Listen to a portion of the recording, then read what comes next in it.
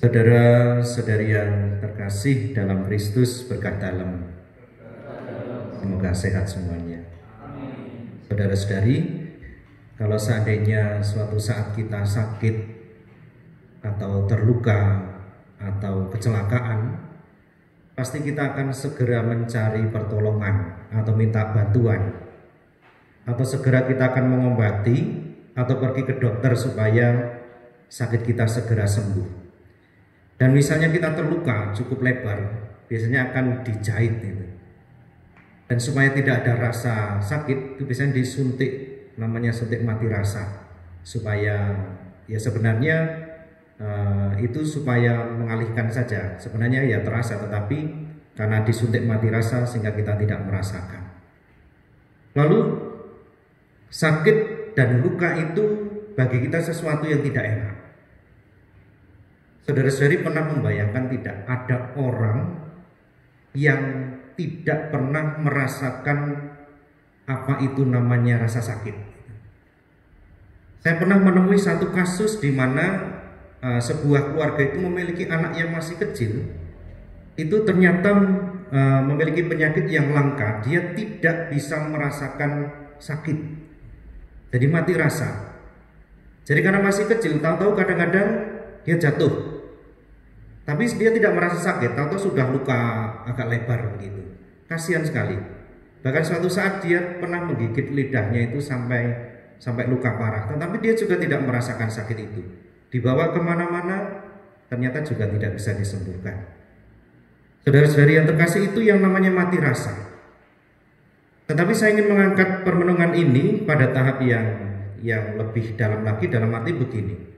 Kita ini juga bisa yang namanya mati rasa, bukan hanya soal penyakit yang saya ceritakan tadi, tetapi mati rasa secara mental, secara spiritual, tidak bisa merasakan apapun, atau mungkin bahasanya yang lebih tepat, tidak bisa peka, tidak bisa melihat situasi lingkungan maupun diri sendiri. Maka mati rasa itu bisa terhadap diri sendiri, mati rasa terhadap orang lain, dan juga mati rasa terhadap Tuhan. Artinya mati rasa terhadap diri sendiri, kita itu acuh terhadap diri sendiri, tidak memperhatikan hidup.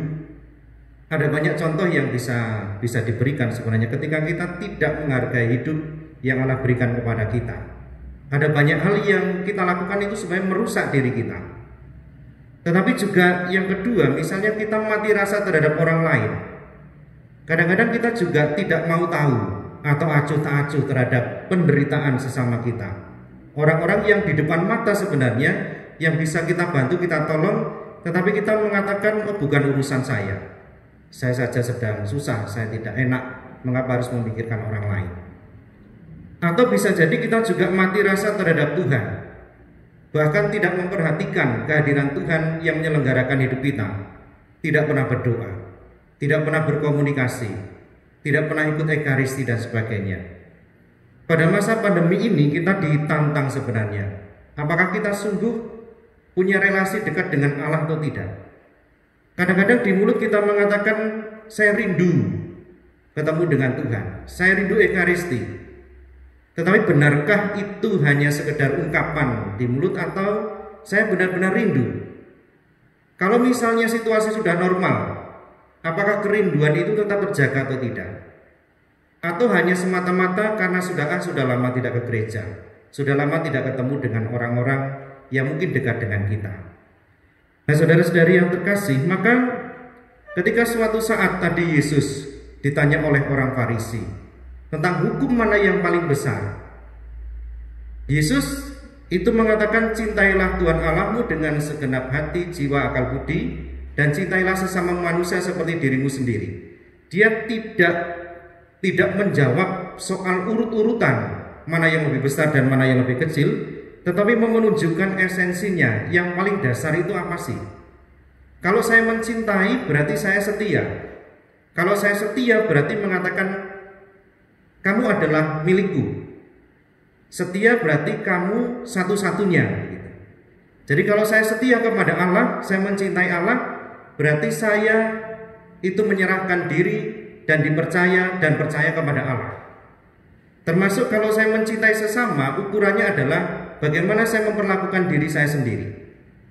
Kalau kita tidak bisa mencintai diri kita sendiri, kita tidak akan mungkin bisa mencintai orang lain. Maka apa yang harus dilakukan?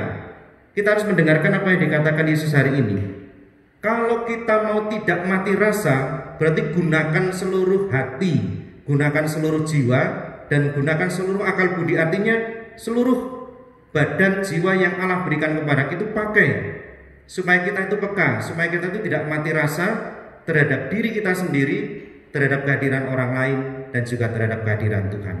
Maka mari kita mohon ampun sekiranya kita juga masih melakukan hal-hal yang tidak baik, dalam arti kita tidak melatih kepekaan kita akan kehadiran Tuhan dan sesama kita.